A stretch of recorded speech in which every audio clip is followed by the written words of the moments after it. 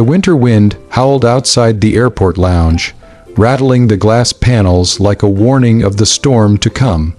Inside, silence hovered heavily over the waiting area, broken only by the muffled announcements over the speakers. A man in his early 40s sat alone, dressed in a dark suit. His tie loosened just enough to reveal the weariness etched into his face. His eyes were vacant, like they had forgotten how to dream. His name was Nicholas Kane, CEO of a multi-billion-dollar real estate empire. A man once envied, admired, even feared. But in this moment, he was just a broken husband mourning a wife who died too young and too suddenly. He sat slouched in a corner chair, his suitcase by his feet, untouched coffee cooling in his hand. He wasn't headed anywhere important, just boarding flights to nowhere, because the silence of his mansion had started to feel like a prison. "Can I sit here?" A small voice broke the stillness. He turned, startled. A little girl, no older than 7, stood before him holding a pink plush bunny, a tiny oxygen tank trailing behind her. Her cheeks were pale, her eyes large and curious. She wore a knitted beanie and a mismatched scarf that had clearly been made with love. Nicholas blinked. "Here," she nodded. "All the other seats are cold. This one looks warm." He said nothing at first, unsure how to respond to this fragile soul who had somehow wandered into his world of darkness. Finally, he nodded and gestured to the seat beside him. "Sure." She climbed up slowly, careful with the wires connected to her little machine.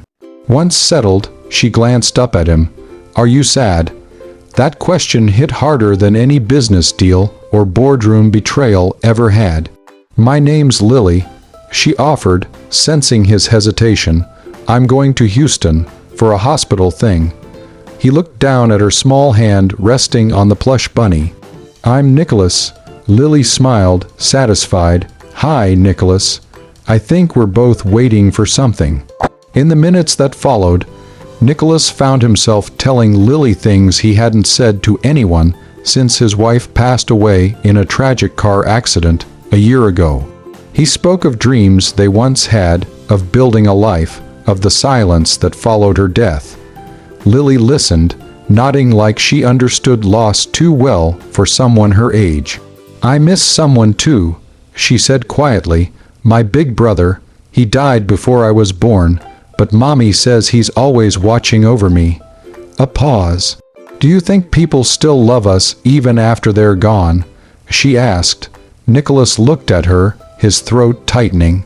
"Yes, I think they do, in every breath we take." Their flight was delayed for hours, but neither of them noticed. They played simple word games, shared airport snacks, and laughed quietly. Lily's oxygen hissed rhythmically, but she didn't complain once. Her spirit was like a warm fire in the coldest room of his heart. When it was finally time to board, Nicholas learned something that stopped him in his tracks. Lily was flying alone. A volunteer from the hospital had dropped her off, and a medical team would meet her at the other end. Her mother couldn't come. She was working double shifts just to afford the treatment. "I'll be okay," Lily said, as if she had done this many times before. "The doctors say I'm getting a new medicine. It's either gonna help a lot or not at all." Nicholas stood still, battling the lump in his throat. Without thinking, he walked up to the desk and switched his flight. He was going to Houston too. Over the next several days, Nicholas visited Lily at the hospital daily. He brought books, puzzles, and even had meals delivered for her mother when she could visit. Her mother, Marisol, was stunned by the man's generosity. She was a school teacher who had buried her husband and lost her son years ago.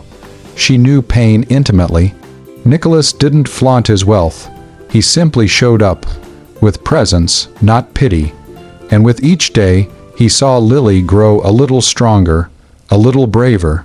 He learned her favorite songs, watched cartoons with her, and celebrated every tiny improvement in her condition like it was a corporate win. But not everything was easy. There were setbacks. Lily had a seizure one night. Nicholas stayed up in the waiting room, pacing, hands trembling, reliving the fear he felt when his wife's heart monitor flatlined last year. She survived the seizure, but the doctors were honest, the road ahead was uncertain. She needed advanced treatment, something her mother could never afford. Nicholas made a decision that night. He called in favors, flew in specialists from abroad, and personally funded Lily's next round of experimental therapy. When Marisol protested, he simply said, "You're letting me be useful again, please." Months passed. Spring bloomed. Lily grew stronger. Her cheeks flushed with new color, and she began drawing again pictures of her, Nicholas, her mother, and her guardian angel brother in the sky. Nicholas had something else blooming in his heart too, something terrifying and beautiful. He had fallen in love, with life again, with hope, with the courage of a little girl who reminded him what it meant to keep going, even when your heart had shattered. And somewhere along the way with Marisol too. She was quiet strength, grace in motion, a woman who never asked for help, yet gave everything to others. Their connection grew slowly, like the sunrise, gentle, but impossible to ignore. One evening, as they sat on the hospital lawn watching Lily blow bubbles, Nicholas turned to Marisol. "I used to think I had everything, then I lost her and thought I had nothing left.